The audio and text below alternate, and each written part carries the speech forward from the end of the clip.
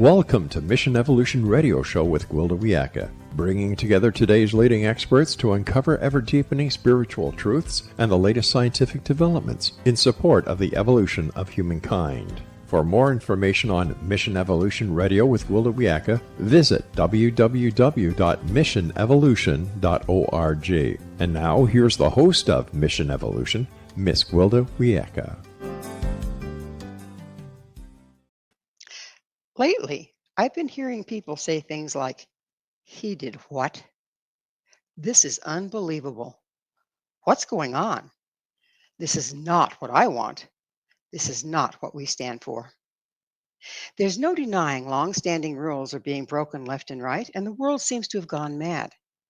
How does the average person navigate a world in crisis? Mission Evolution Radio TV show is coming to you around the world on the X-Zone Broadcast Network, xzbn.net.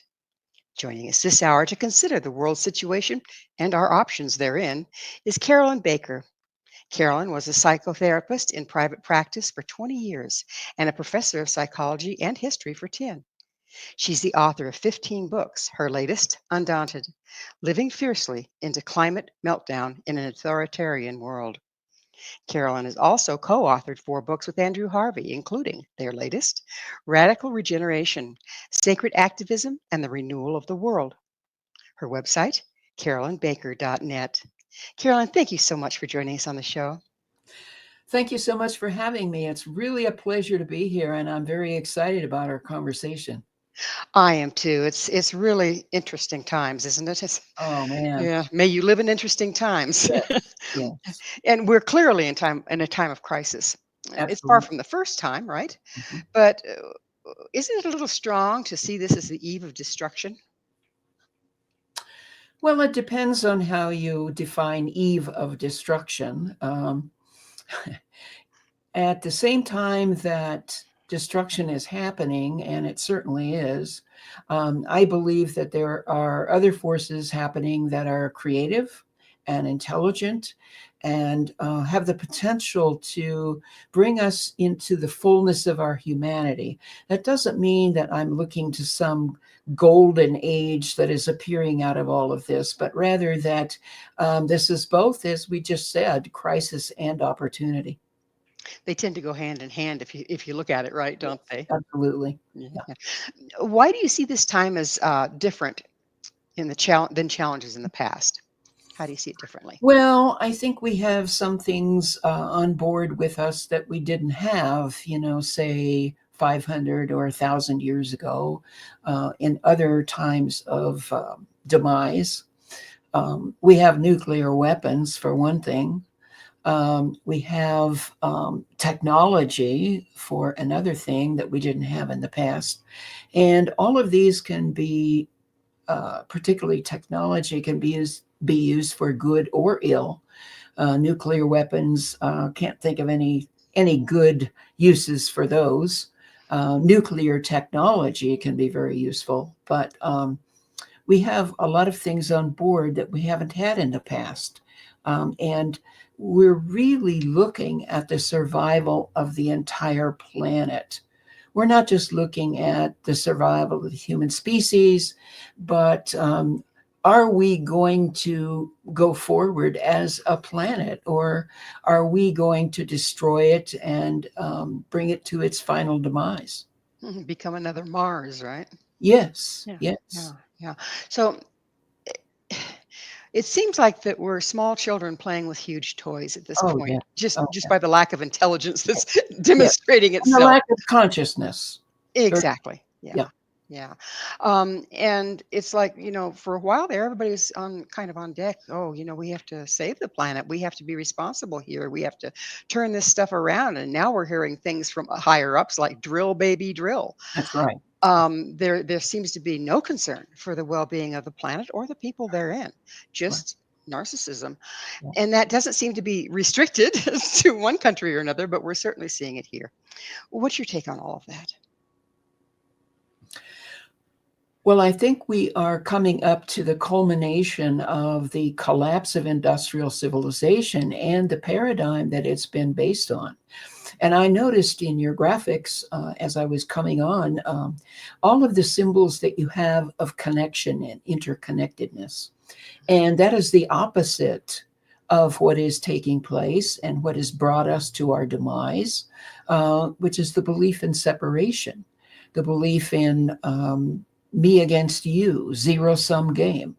And we're now facing the consequences, the full consequences of that belief.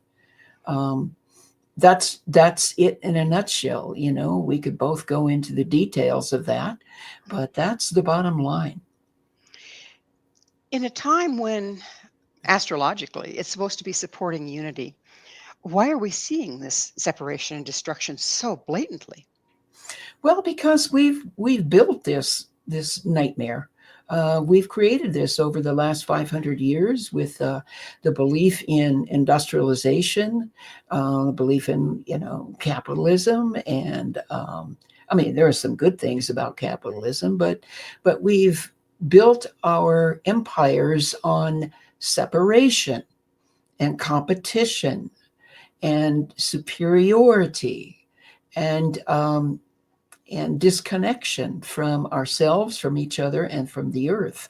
And these are the consequences. We're reaping the result of that belief and that practice right now. Well, there are supposed to be, government-wise checks and balances in place, okay, so that everybody played nice and followed the rules. Mhm. And even those seem to be failing us.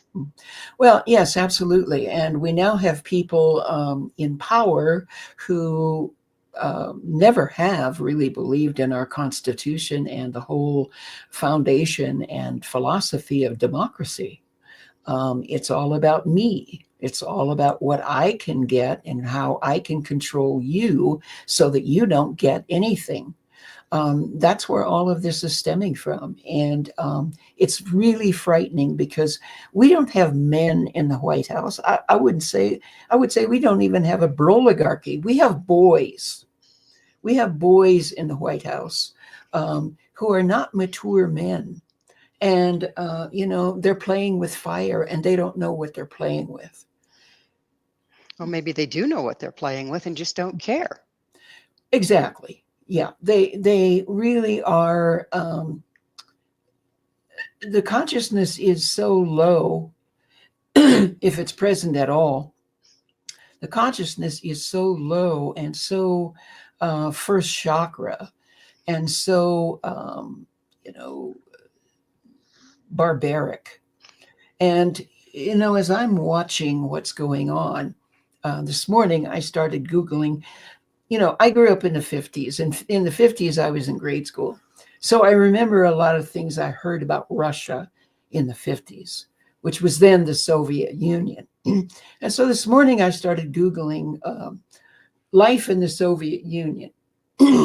And, I reflected back, I Googled, but I also reflected on what I had learned about the Soviet Union in the 50s and the impoverishment of the people. You had professors and scientists and physicians who were completely unemployed, and they had to live together, many of them, because housing was so expensive and food was scarce. And on a good day, you might have a bowl of soup and a piece of bread. And I look at that, when I was a child, it's like, oh my God, this would never happen here. This is America. We have all this abundance. Yeah. And so now, as I watch thousands and millions of people being fired from their jobs, and now this trade war that Trump has inflicted on the Western Hemisphere, it's like, that's entirely possible. It is entirely possible that we are being intentionally collapsed, intentionally impoverished. The people that aren't going to be impoverished, of course, are the oligarchs and the billionaires. But the rest of us, who knows? I'm not optimistic. What's the purpose there? to impoverish us? What purpose does that serve? Well, to make mountains of money, to steal from the poor, to enhance the wealthy. I mean, that's a simplification, but that's really what I see happening. The Where's purpose is Rob? power and control and making lots of money. Where's Robin Hood when you need him? Yeah, really.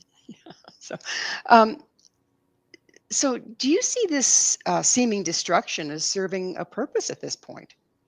Yeah, it's serving a purpose to make lots of people wealthier than they already are and having power and control over the masses. And, you have these boys like Elon Musk, who I think eventually would like to go to Mars. And, he's already building billionaire bunkers for his wives and children. And I think he would just like to get away from Earth. Earth is inconvenient because there's gravity, it pulls you down. You have to have common sense. You have to, like relate to the planet and its inhabitants. And I think he would just like to go to this place that doesn't require all that and just play. He's got the money to do that. But I think it's all about getting away from the gravity of Earth. And I mean the emotional gravity, the spiritual gravity of Earth, and just being able to be up there above it in the clouds doing what you want to do forever. Well, that can be arranged when we die, right? Yeah. You mentioned first chakra. For those of us that may or may not be familiar with what that might mean, what do you mean by first chakra? Well, the first chakra, and I'm not an expert on chakras, so bear with me. The first chakra is, located at the base of the spine. And in traditional Eastern philosophy, it has to do with just survival, just basic survival. Getting our needs met, like food and water and shelter. And it's, very animalistic. It's not above the level of animals trying to survive in the wild. And you can't have a complex and compassionate society or culture by living at the first chakra. So humans have developed other chakras that help us do that. But first chakra is very instinctual and all about survival only. Well, I like the way the animals manage it better than the people. Oh, certainly. Yeah, Now, I've never seen an animal just go out of his way to take more than what he needs. absolutely. I've never seen No, that. no, they don't hoard. Hide and hoard and Yeah, dominate and yeah, dictate and all those fun things that humans seem to be yeah, very well versed in. yeah. Well, Carolyn, it's time for us to take a short station break. Carolyn and I will return very shortly, so don't you go away. This is Mission Evolution, www.missionevolution.org, and we're coming to you on the X Zone Broadcast Network, xzbn.net. What on earth is happening in the White House? With us this hour discussing our challenging times is Carolyn Baker, the author of Radical Regeneration, Sacred Activism, and The Renewal of the World, and Undaunted, Living Fiercely into Climate Meltdown in an Authoritarian World. Her website, carolynbaker.net. Carolyn, we've touched into it a little bit about what is going on, and you lay a lot of blame for our current problems on Donald Trump and his second term, and he's accompanied by Elon Musk. Why are these men? Why do you see them as so dangerous to our planet? Well, as I said earlier, they're boys. They have not. They're not initiated men. They've had no rite of passage that has brought them forth into mature manhood. And they're all about themselves. Donald Trump's niece, Mary Trump, is a clinical psychologist. I follow her quite a bit. And she, has written and taught extensively about his childhood and what made him a narcissist. And there is nothing there except me. And there is a profound lack of conscience, a profound lack of right and wrong. And, I don't know extensively about Elon Musk's childhood, but he was raised in apartheid South Africa. He appears to be extremely racist. And it's just all about me and what I can acquire, and the zero sum game philosophy of it's me against you and I'm going to win no matter what. Interestingly, as we look at DOGE, Department of Governmental Efficiency, and these, again, boys who are deeply involved in the data and reducing government expenditures, supposedly. Some of them, I would say, are probably neurodivergent, and they do not have the same kind of empathy that a non-neurodivergent person might have. Can we back up just a little? Can we back up just, would you please define yeah, that one. Yeah, neurodivergent means some aspect of autism, some aspect of being, as they say, on the spectrum. And so I'm not an expert on that area of life, but it's for those kids, really all about just following the rules and performing the what is being asked of them in terms of the data, in terms of the computer evaluations. And there's a certain lack of empathy. So I'm going to go in and I'm going to look at these millions of people that are getting Social Security, and I'm just going to pull, reduce, cut, take away, with no feeling for the effect of that. Just, I'm a good boy and I'm doing a good job. Well, that's pretty scary because, it's not like Social Security is welfare. Everyone paid into it. Their That's money right. is in there. Yeah. We all worked for it, you betcha. Yeah. And still are for some people. Yeah, exactly. So you speak of global psychosis. What do you mean by that? Well, there's a certain madness that industrial civilization has created. There's a wonderful book by an indigenous woman. Her name is Vanessa Andrade, and she is a professor at, her family came from Brazil, so there's a mixture of different indigenous cultures there. And she's a professor at, I believe it's the University of British Columbia, written this wonderful book called Hospicing Modernity. And it's about helping us who are not indigenous people let go of modernity, let go of the paradigm of industrial civilization.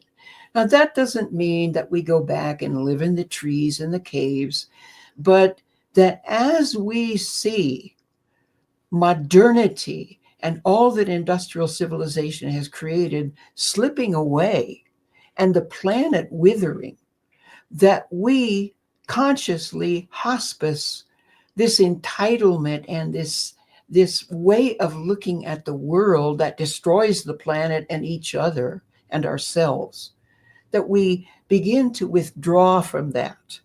And I talk a lot about, and so do many other people, acceptance of the collapse of industrial civilization. And that's a process.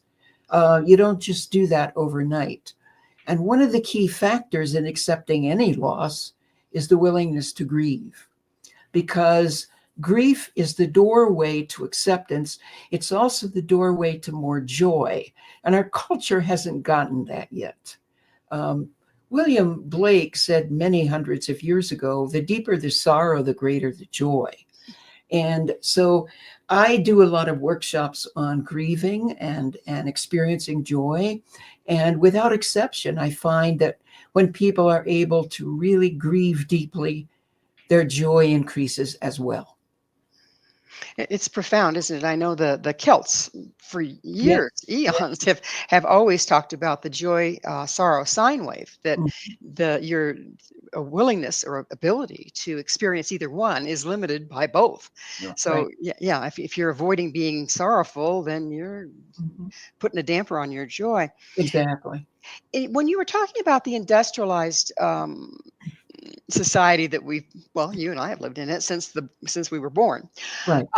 And one of the practices within that seems to be build, build, build, build, build, and to heck with it, what it's costing anybody for us to continue to do so. Mhm. Mhm. And it would appear that we've ridden that horse just about as far as we can, and she's going down, right? Mhm. Are we seeing the people hanging on to the very last dredges of it to the detriment of everyone at this point? This desperation, Oh, trying to flog this dead mule? I think for the majority of the culture, yes, but there are many, and this is very encouraging. There are many people who have really had a change in consciousness about that over the last, I would say, 20, 30 years, and are wanting to build differently, are wanting to progress differently. It's very beautiful to watch that, and that's not going to save us.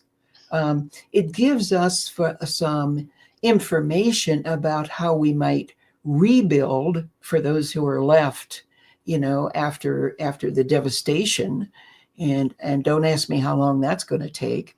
But there are some encouraging signs of how we can rebuild, how we can do things much differently. But by and large, the culture doesn't understand that or care to. Seems like the entire culture is carrying a lot of narcissism, aren't they? Oh, absolutely. And that's inevitable.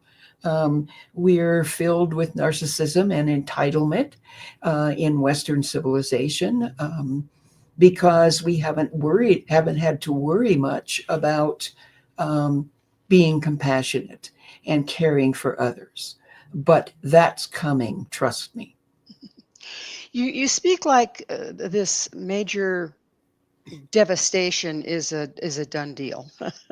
That we're just going to have to face it and maybe pick up the pieces on the other side. Am I hearing you correctly? And if so, Yes, why? yes. Why are you looking at it that way? Um, it's too late. It's just like Carol King. It's too late, baby.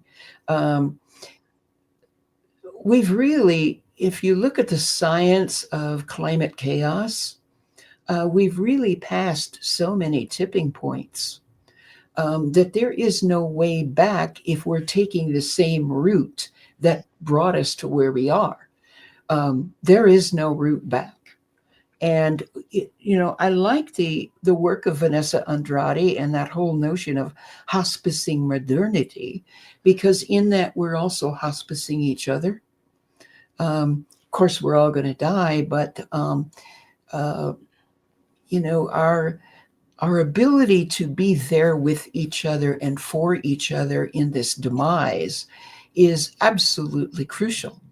And that's part of what I think it's all about, is being able to be there for ourselves, for each other, and for the earth. That's the lesson, if you will, in this collapse. And yet, during the collapse, it seems like the majority of the systems are just getting more grabby. Mhm, Okay, mhm. rather than going, this hasn't worked, this isn't working. Maybe we need to look at it a little differently. But there doesn't seem to be any of that going on. And you mentioned that going back to indigenous ways, there's just too many of us for that. Mhm, mhm. So what's our third option here? Well, for the entire culture, I don't know that there is a third option. But for individuals and communities, there's certainly the option to begin to consciously hospice these notions of modernity and entitlement in ourselves, and then seek to work together to create community. And that can look like a lot of different things. It might be an actual physical community. It might be a group of folks who meet online on a regular basis and really develop solid connections with each other. Um, those are options for us in the present moment. for the entire culture, I don't really have any hope of recovery or going back, but only for some individuals and communities to bring forth the newness of transformation of consciousness to help them going forward. Do you feel that the more of us that participate in doing the inner work and participating in the transformation of consciousness, do you think that there's like the 100 monkey theory, like if enough of us do it, it's going to make a difference? No, I don't. I don't buy into that at all. A lot of people do, and I know. I know. Um, I'm not worried about being the 100th monkey. I'm just focused on um, what what is this conflict, this collapse, this catastrophe trying to teach me? What is my work to learn from it? And then how do I reach out and assist other people with compassion and love? And how do I help take care of the earth as the earth is going extinct? Perhaps. So I don't buy these last minute 100th monkey, oh, there's going to be this great transformation of consciousness. I think that's rubbish. We got to deal with what's in front of us, and utopia is not in front of us. So sitting around contemplating our navels and thinking good thoughts, you don't think that's going to get her done? Not at all. Not at all.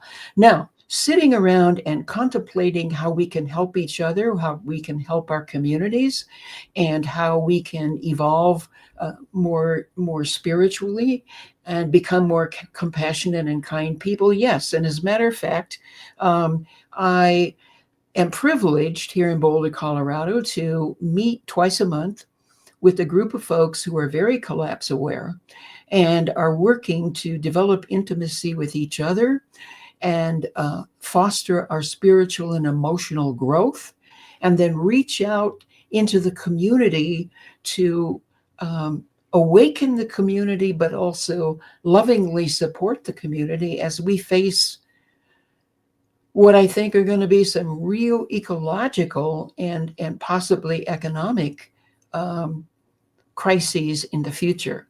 Well, it's like you, I live. Carolyn, it's time for us to take another station break. Sure, We sure. will pick up with this on the other Okay, side. sounds good.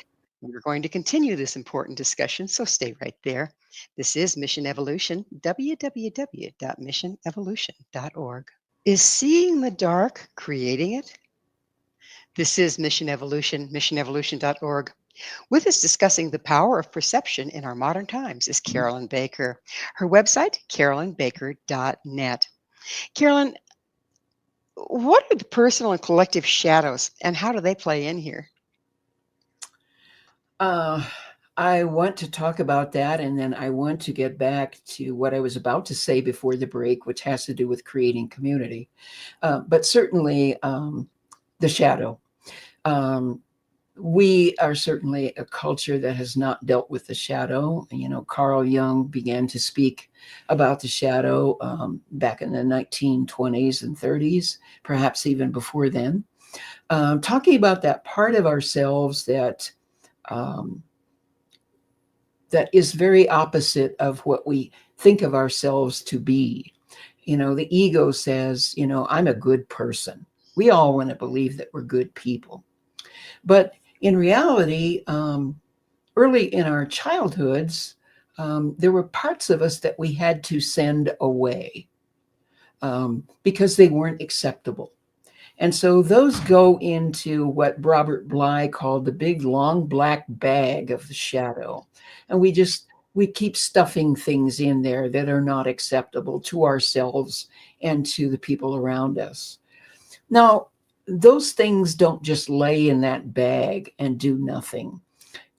Later in our lives, they begin to kind of have their own chemistry, and they very often in midlife and beyond erupt.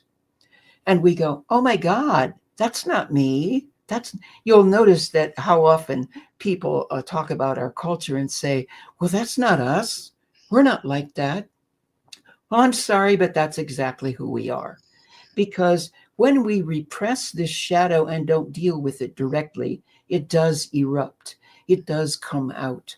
And the reason it comes out is to plead with us to look at it and begin to accept those parts of us that we have sent away. And so America has a very large shadow, which I wrote about in my book, Dark Gold, The Human Shadow and the Global Crisis. And what we saw on Friday with the attack on Zelensky in the Oval Office was just a small metaphor for the way America has attacked a lot of cultures, a lot, and othered and made separate lots of cultures that really could have been beneficial to us if we hadn't been insistent on dominating them. So part of this collapse is we're going to be confronted with our shadow, and we're going to have to look at those parts of us that we've sent away and comes with them. Do you think that we're actually looking at people embodying those shadows in our leadership at this point? Oh, absolutely. Absolutely. Yeah, I mean, we've got a lot of walking shadows around in our administration, people who are the darkest of the dark. And of course, what happens with your shadow is you want to project that on other people. So, it's like, it ain't my fault. It's those immigrants. It's not about me and my administration. It's about the disabled. It's about the transgender. It's about women. It's about, whatever that is not me and that I can project my shadow on. So instead of just being a ploy, it might actually be a unprocessed response. It's a survival mechanism. It absolutely is. Yeah. That's pretty scary. Well, let's back up a little bit. You were talking about creating community and Yeah, how important it is right now. Would you continue with that a little bit, please? sure. Because there need to be some what to do's in this interview. Yeah, but we've been doom and gloom. Let's hear some what to do's. So when I first moved to Boulder, Colorado, I was talking about the collapse of industrial civilization many years ago. And when I moved here in 2009, Boulder's a pretty affluent community. And, there were lots of people running around who were just so optimistic. And, all you have to do is just live in Boulder and send your kids to Montessori schools and drive a Prius and collapse. There's no collapse here. Well, since then, we've had several wildfires, and one particularly in the middle of winter about 3 years ago that took out many houses and many lives and really shook our community to the very depths. And so that notion of we're safe here has really begun to dissipate. Meanwhile, we've got Google and Amazon coming in here and being an asset to the community, but also being ultimately a huge threat. And so about 2 years ago, I got an email from a group of people, some I knew, some I didn't know, who said, you've been writing about collapse for a long time and we have awakened to it.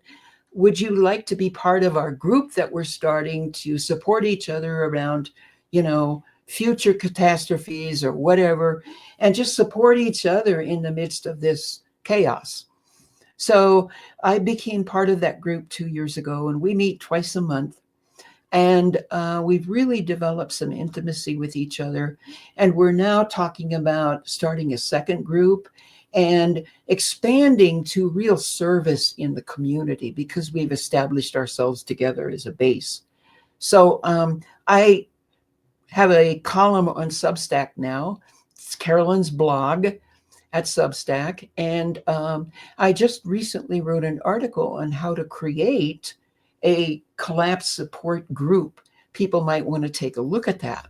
There are a lot of ways to do it. You can do it online, but doing it in person is really wonderful because you're actually there with each other. You're present with each other. So I'm excited about these kinds of creations of community that we can build with each other in the midst of this horrible demise.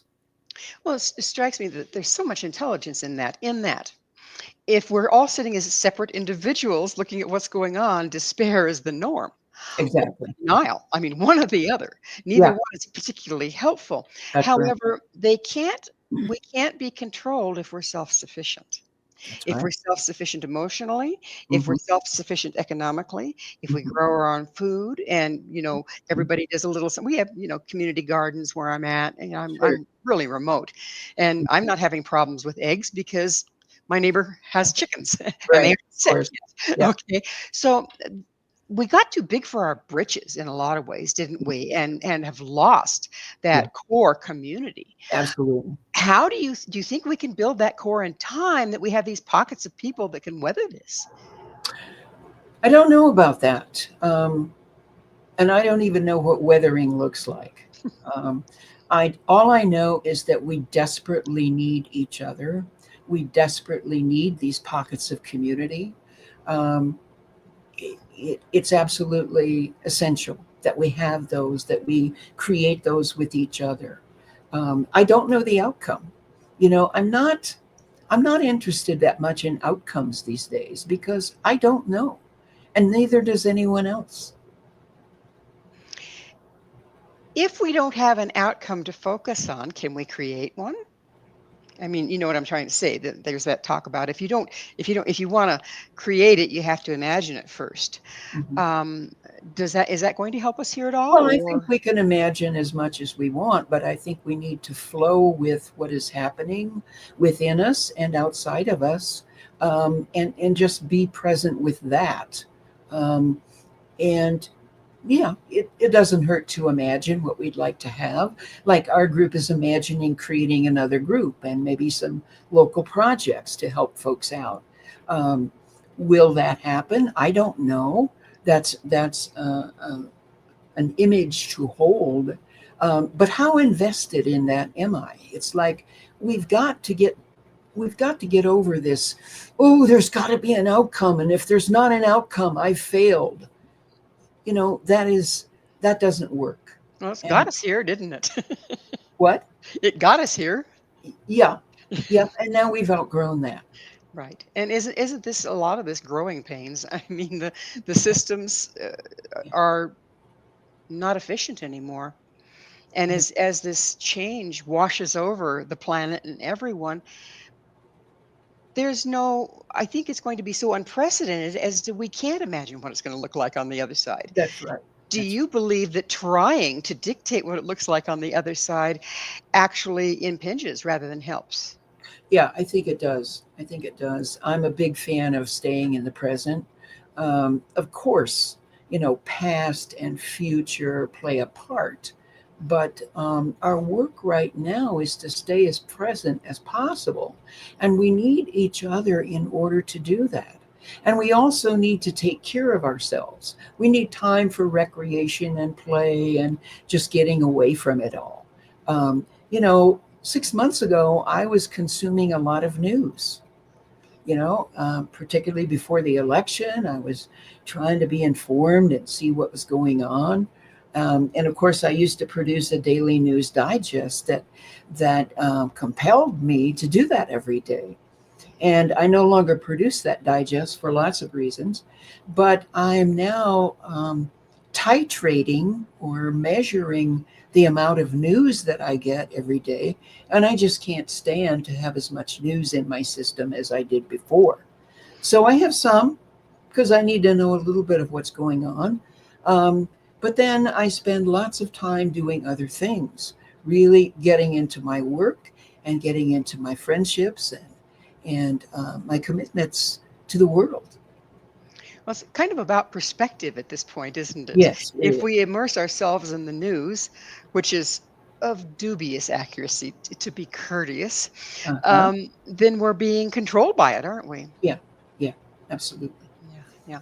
So when you build these communities, does it help with perspective? Because you can say what you believe, and then Mhm. somebody else can say what they believe. And rather than fight about it and find differences, can we say, I can see your point of view. What do you think about this part of my Mhm. point of view? And Mhm. come to Yeah, a third option? yeah. It's collaboration rather than competition. Absolutely. What a concept, Carol. What a concept. I know. Um, we're about out of time in this segment, but what hope do you give people that and how do they start their own community? Well, you can go to my Substack column and look at how to start a collapse support group. Um, but I would also say that it's time, and these are not um, opposed to one another. It's also time to do our inner work more and more. Now, people might say, "Oh, I've done so much inner work." Well, you haven't done your inner work in the context of the demise of the planet. And so I think that people need support for being clear eyed about what's happening and coming to a place of acceptance. So that's why I've written all the books I've written about this, and why I offer life coaching for people who really would like to go more deeply and more consciously into how can they be of service at this time, and what is this all bringing up for them that needs to be healed, and just making it much easier and fruitful, actually, to go through this process of demise. Well, it's time for that promised break. Please stay with us as Carolyn and I continue to explore the global crisis. This is Mission Evolution, www.missionevolution.org. Fine, save the world.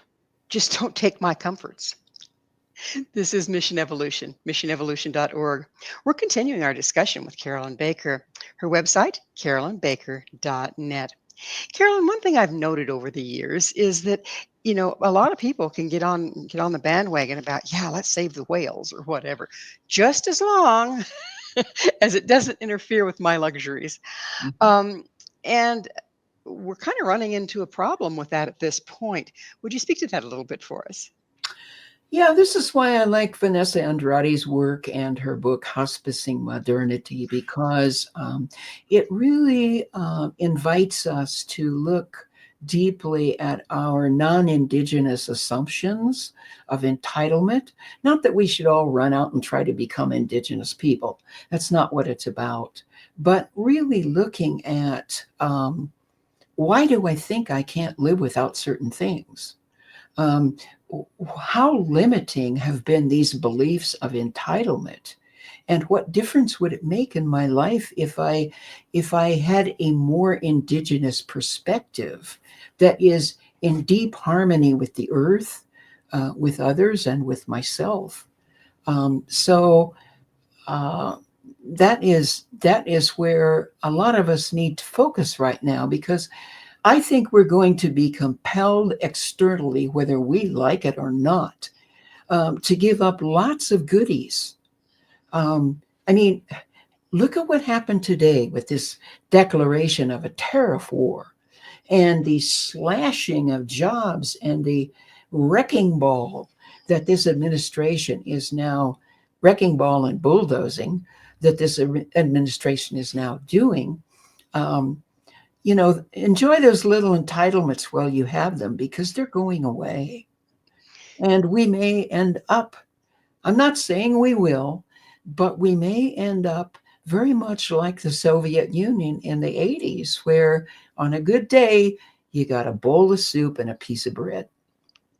Well, it's not that long ago we were in the Great Depression, and the Great Depression was actually, from what I understand, partially created by fear, people running to the banks and pulling out their money. How Absolutely. much of that is going on now? I mean, how do we, I know we have to be realistic, but do we have to be careful about buying into the fear? I think that's true in any situation where we're scared. Um, we can't let fear run our lives, but we have the fear instinct for survival purposes. Um, it's like we were born with the instinct of fear, and it keeps little kids from putting their hands on a hot stove once they're burned. It's just part of our humanity. It's just part of our survival instinct to pay attention to fear. Pay attention. Don't be ruled by it. Learn from it. But don't think that, oh, I shouldn't be fearful because I'm so spiritual.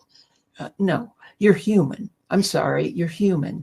And if anything, this time is really pulling us back to our basic humanity in a good way, in a really important way. Well, let's face it is not time for spiritual bypassing, is it? No, it is absolutely not. No. You spoke of being earth connected as, a very important part of this transition for a lot of Yes. us. Yes. However, if you look at the masses, particularly in our culture, some people never touch the earth. They come out of their high rise, they go into their parking garage, they get into their vehicle, they drive it to work, they get out of the parking. They never touch the earth. They may, if they take a chance, time to go to a park, maybe. We have gotten so disconnected from the earth. Yes. What do you recommend for the individual to correct that? Well, if you're open to it and you're not completely oblivious to connecting with the earth, there are a lot of little things you can do. A lot of folks who aren't necessarily in high rises can create a garden. They can have a garden. They can have a greenhouse. Maybe they can have chickens and share the eggs and products with a community. You can go to a park and just spend a little time sitting on the ground. Spend a little time backing up and leaning against a tree and just feeling what that's like for you. Touching, tactile, smelling, tasting different parts of nature. It can be very, very simple, or it can be as complicated as you want to get. But make a beginning, start small. And I tell people, can't have a garden because you live in an apartment? Well, get some green plants and start nurturing them. Very simple, but very profound. Why do you think that's so important? How do you think that's going to change anything? Because that's who we are.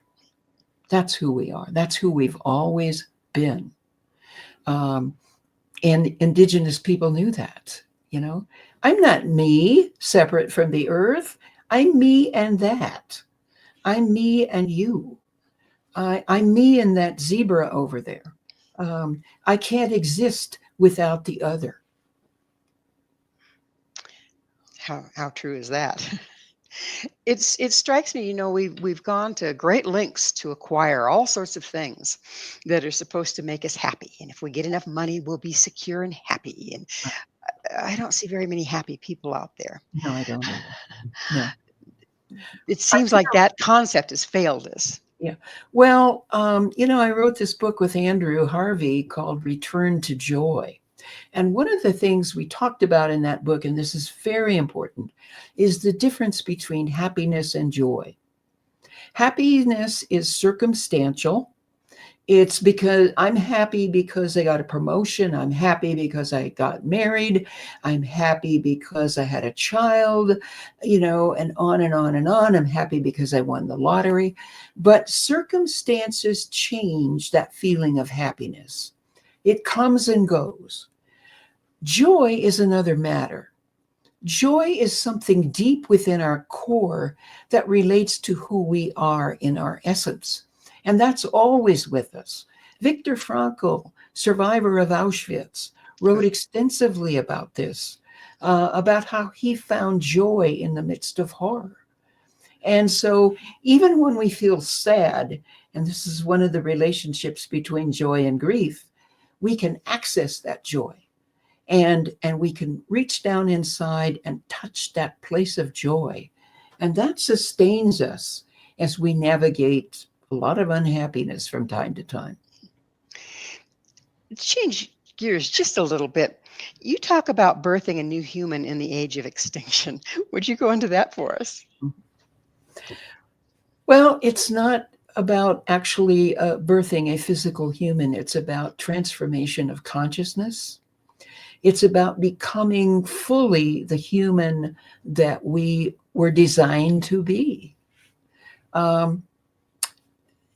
It's um, it's what results when we do the inner work that we're being asked to do, and when we do the service in the world that we're being asked to do. And those two things go together. Right now is a time of incredible need for inner work and service. And you can't have one without the other. That's why Andrew and I talk about sacred activism, marrying spiritual and emotional development with our activism in the world. Can't have one without the other. Otherwise, you just have that projection thing going on again, don't you? Exactly. You got it. Yeah. Yeah. So, what would this new human look like? I think it would be a person who is deeply connected with the earth in one way or other, who is aware that that is my origin. I'm not separate from it. I came from it. I need it in my life. I need to be able to experience it with other people because they too are part of the earth. And then it would be a person who has developed a lot of compassion and is willing to serve the earth community and the human community. A person who wants to move beyond their ego sense of what they have been enculturated to believe is them, and move to something greater and more expansive. I'm human, but I didn't know I was also divine, and really experiencing the fullness of both. It's kind of mind-boggling how a lot of the people that we might assume are operating out of agenda are actually operating out of woundedness and shadow, ourselves included. And I can understand why you feel that the inner work needs to happen at least simultaneously, if not before the outer work does. Mm-hmm. We're running out of time here. Do you feel that people need help with that? I mean, particularly with the inner work. Yes, and that's the reason that I have been practicing coaching for a long time. I was a psychotherapist before that, and I think that in this time of collapse, people definitely need support for navigating it. I'm getting a lot more response right now because so many people are freaking out. I'm getting new clients. I'm getting invitations to do workshops, both online and in person, because people want support. We've never been here before. And it is a really daunting task to try to navigate this, which is why I wrote Undaunted. Well, I wouldn't be complete if I didn't ask you, Carolyn, what's your mission? I think I've stated it pretty clearly, to do the inner work that I need to do right now and to serve the planet, the community, to care for, to have compassion for myself and all the living beings around me. It's a beautiful mission, Carolyn, and you being on the planet doing what you're doing is so profound and so useful. Thank you for being there and for sharing the time with us. Do you think we've been here before? I mean, I know that we haven't in recorded history, but there's certainly signs on the planet of major catastrophes, etc. Mm-hmm. Yeah, I think we have. And, it's interesting. I love that word catastrophe because Stephen Jenkinson, who's one of the great grief mentors of the world, lives in Canada.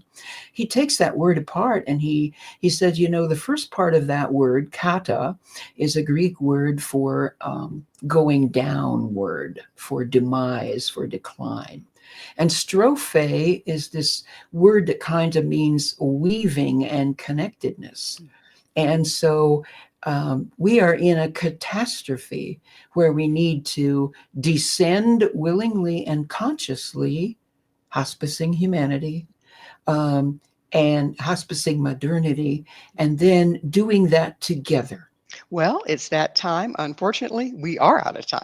Carolyn, thank you so much for all that you do and for coming on the show and sharing it with us. Thank you for having me.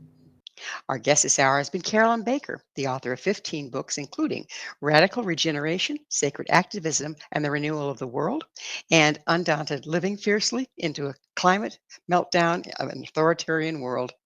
This has been Mission Evolution with Gwilda Wiyaka. For more information or to enjoy our past archived episodes, visit missionevolution.org. But please be sure to join us right here next time. This mission will continue, bringing information, resources, and support to our evolving world.